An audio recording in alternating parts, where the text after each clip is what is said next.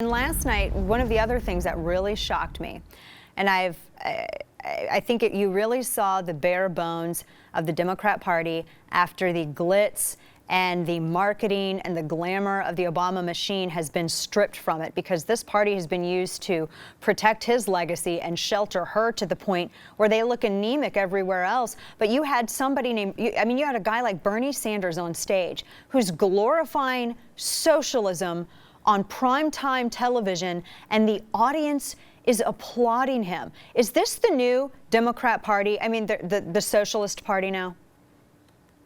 It sure sounds like it. I think this is, again, the main conservative critique of the media in this campaign on the Democratic side is Bernie Sanders hasn't gotten a lot of coverage. Hillary has gotten the lion's share of the coverage.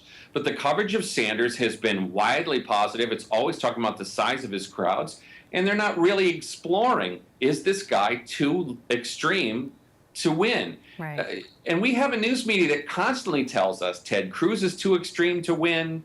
Carly Fiorina is too extreme to win. All the conservatives on the Republican side are too extreme to win. The Tea Party is a terrible thing for the Republican Party. It's too extreme. They all want to shut down the government.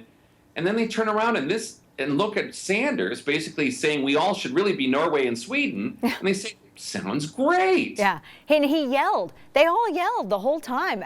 They were all so incredibly angry, but they did shelter each other. And I have to say, Jim Webb, who kind of reminded me of the Edgar suit from Men in Black, Jim Webb, he seemed the sanest out of all of them, someone that we've never paid attention to. And I'm just assuming, I'm attributing that to his prior military service, but he had the most sane answers in terms of foreign policy and on gun laws.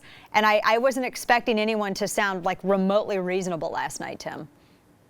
Well, I like the question there, too, because one of the funny things about when Jim Webb ran for the Senate and won in 2006 was the Washington Post would tout him as being, he's so pro-white.